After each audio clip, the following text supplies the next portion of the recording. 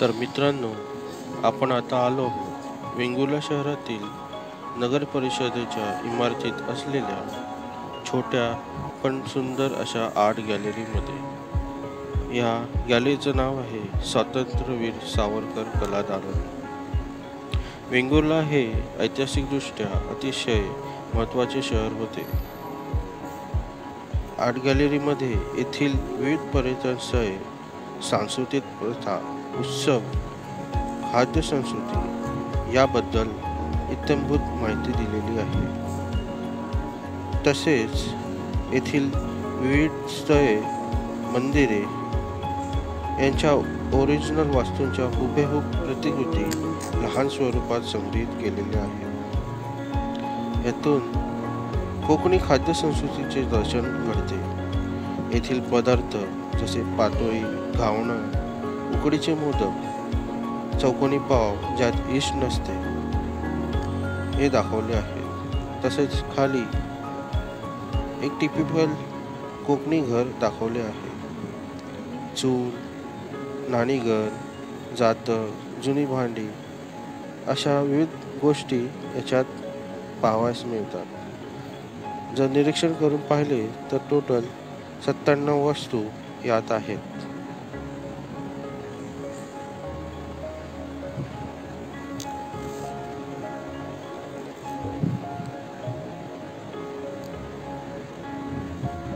या जागेला मांगल्याचा मठ असे म्हणतात.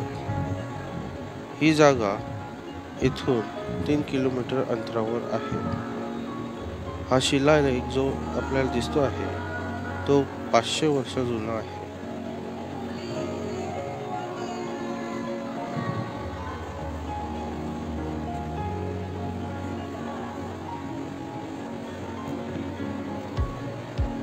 वेंगुर्ल्यात जशी मंदिरे प्रसिद्ध आहेत तसे इथे चर्चेसही आहेत. हे वेंगुर्ल्यातील सर्वात जुने चर्च आहे. हे 125 वर्ष जुने कॅथलिक चर्च आहे.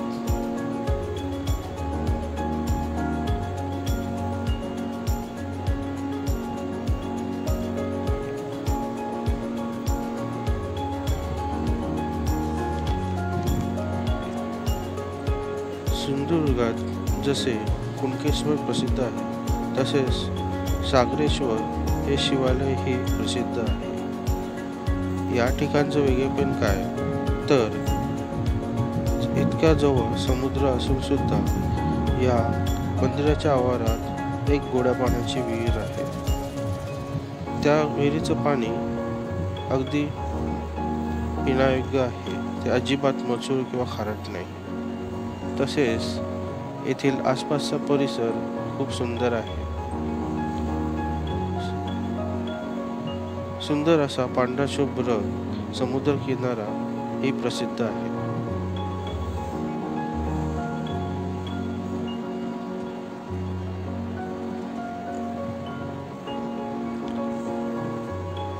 वेंगुर्ल्यामध्ये एकूण 20 विविध मारुती मंदिरे आहेत.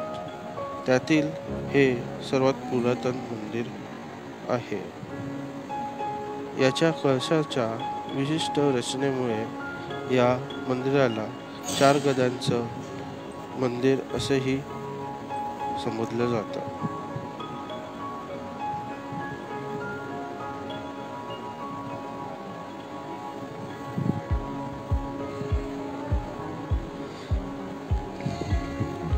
देवी सातेरी आणि रवळनाथ यांचं लग्न येथे साजरे केले जाते. ही खूप जुनी कोकणातील गावराहाटी आहे. या लग्नाला शिवलग्न असे देखील संबोधतात. हा वेंगुर्ल्यातील मोठा उत्सव असतो.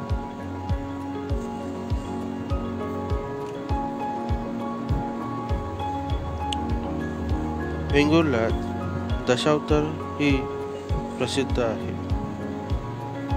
तर याला दशावतार का म्हणतात? विष्णूने लोककल्याणासाठी 10 अवतार घेतले म्हणून याला दशावतार म्हणतात. 700 ते 800 वर्षाची ही परंपरा आहे. याचा फायदा काय होतो तर लोकांना रामायण, महाभारत यांतील माहिती बऱ्यापैकी होते. यातील कलाकार स्वतःचा मेकअप स्वतःच करतात. तसेच स्त्रीपात्रही पुरुषच साकारतात.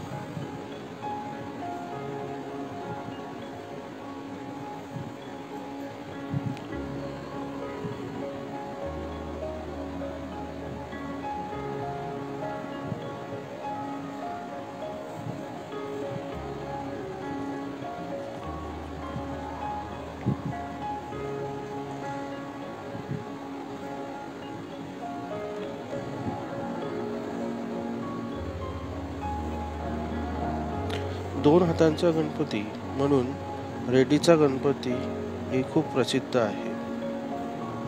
कांबळी म्हणून एक व्यक्ती होता. तो खाणकाम करायचा.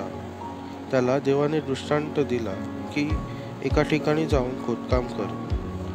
ते खोदकाम केल्यावर तेथे 6 फूट उंच आणि 3 फूट रुंद अशी गणेश मूर्ती दिसली. हीच ती गणेश मूर्ती. आणखी खोदकाम केल्यावर तेथे गणपतीचं वाहन उंदीरही मिळाले. जेव्हा स्वामी समर्थ वेंगुर्ल्यात आलेले तेव्हा त्यांनी त्यांच्या परमभक्त आनंदनाम महाराज यांनी आत्मलिंग पादुका भेट म्हणून दिले. ते आजही तेथे दर गुरुवारी पाहावयास मिळतात.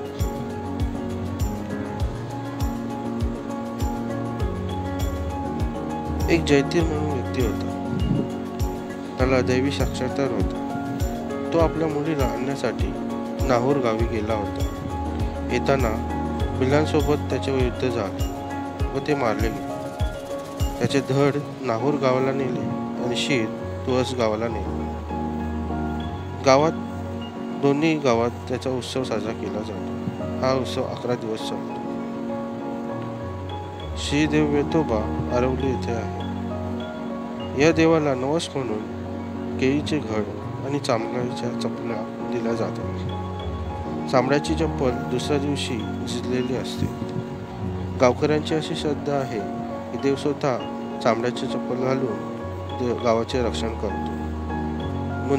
मूर्ती आणि मंदिर खूप मोठा आणि सुंदर आहे.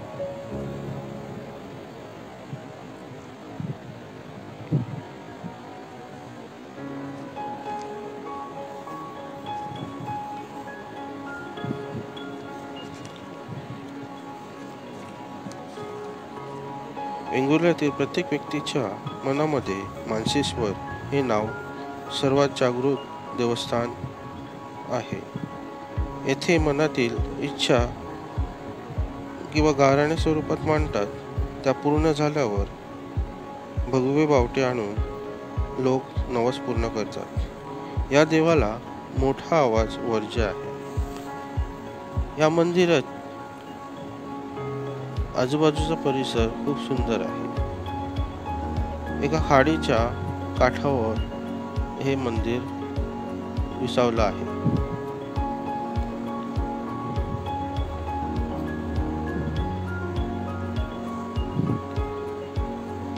जेव्हा वेंगुर्ल्यात डच लोक व्यापार करायला आले तेव्हा 3000 तोळ सोनं खर्च करून त्यांनी ही वखार बांधली.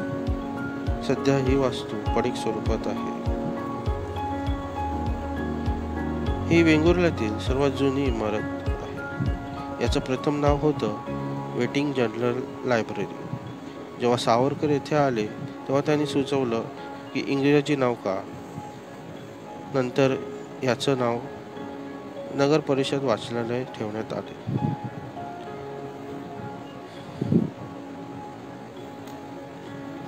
हे मंदिर 17व्या शतकातील सर्वात जुनं मंदिर आहे.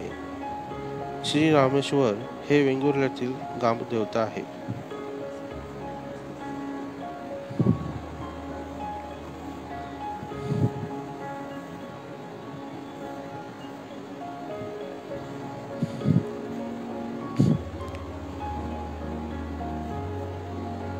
वेंगुर्ला बंदर आणि सागर बंगला परिसर. येथे माणिक मोत्यांचा व्यापार व्हायचा म्हणून याला माणिक चौक असेही संबोधतात. हा वेंगुर्ला बंदर आणि सागर बंगला परिसर सेम टू सेम तसा साकारण्यात आलेला आहे, जसा रिॲलिटीमध्ये दिसतो. येथून आधीची आजी बडी बेगम हजच्या यात्रेसाठी गेली होती. तसेच छत्रपती शिवाजी महाराज येथे येऊन गेले आहेत.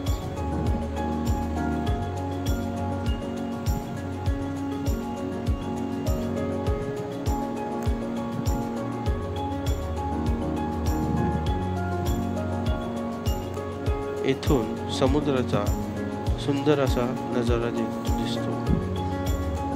लोक येथे सूर्यास्त पाहण्यास येतात. हे आहे वेंगुर्ल्यातील लाईट हाऊस. समुद्रातील जहाजांना दिशा दाखवण्याचे काम करतात. येथून अथांग समुद्राचा अप्रतिम नजारा पाहावयास मिळतो.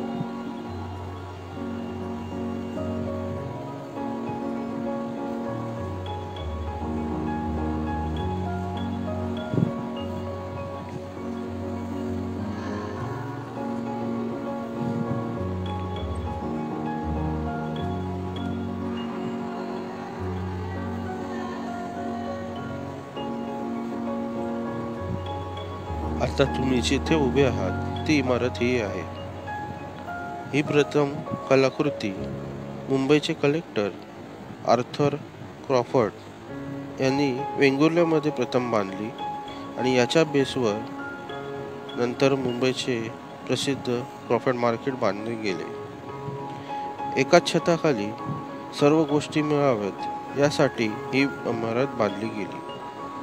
आताची जी मॉल संस्कृती संकल्पना आहे ती त्या काळीही विचारात आणली होती.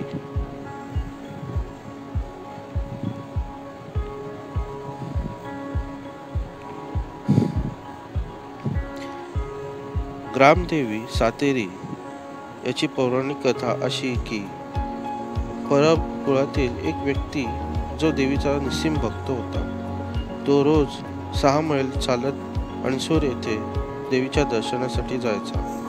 पण वृद्धापकाळात तो देवीला बोलला की आता जमत नाही तर तूच इथे येऊन मला दर्शन दे. तेव्हा देवीने दृष्टांत दिला की या ठिकाणी येथे जा जिथे वासरू गाईचं दूध पित असेल. जिथे दूध जमिनीवर पडेल तिथे वारूळ तयार होईल. त्याचप्रमाणे तो तेथे गेला तर तसंच घडलं आणि वारूळ खूप मोठं होऊन लागला. तो घाबरला आणि त्याने वारुळाला मिठी मारली. म्हणून वेग मारून उरला तो वेंगुर्ला असं ते या गावाचं नाव पडलं.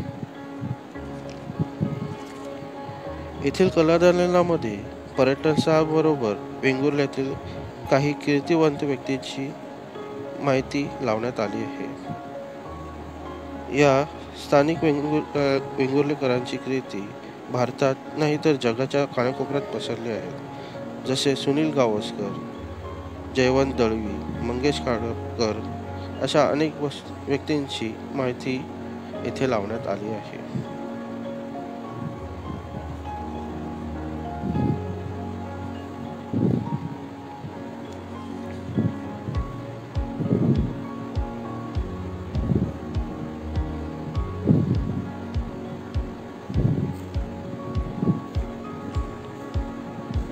तुम्हाला माहीतच असेल की सिंधुदुर्गला खूप सुंदर असा समुद्र किनारा लाभलेला आहे. तर ही सर्व सागरी संपत्ती तुम्हाला दाखवण्यात आली आहे. विविध प्रकारचे मासे येथील समुद्रात पकडले जातात. या होड्यांचा उपयोग मासेमारी करण्यासाठी केला जातो.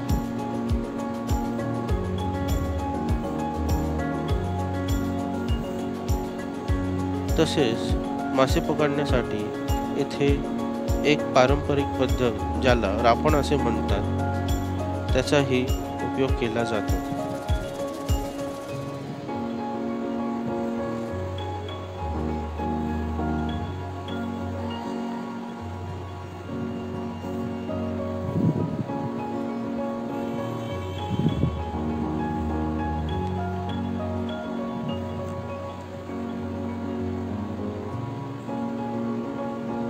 पावसाळ्यात जेव्हा बोटी किंवा होड्या समुद्रातून वर आणल्या जातात तेव्हा अशा प्रकारे झाकून ठेवल्या जातात.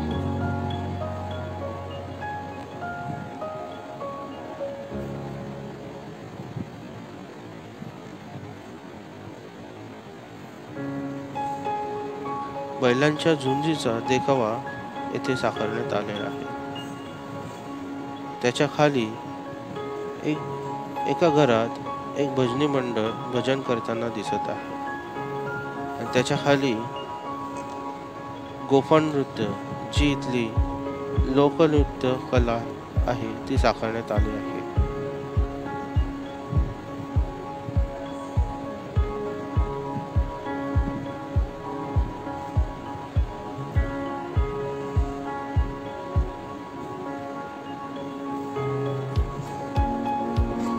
तर मित्रांनो, जर तुम्ही वेंगुर्ल्याची सफर करणार असाल तर सर्वप्रथम या वास्तूला नक्की भेट द्या, ज्यावरून तुम्हाला इथली माहिती जाणण्यात मदत होईल.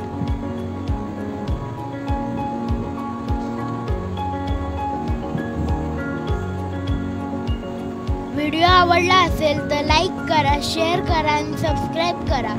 Thanks for watching this video.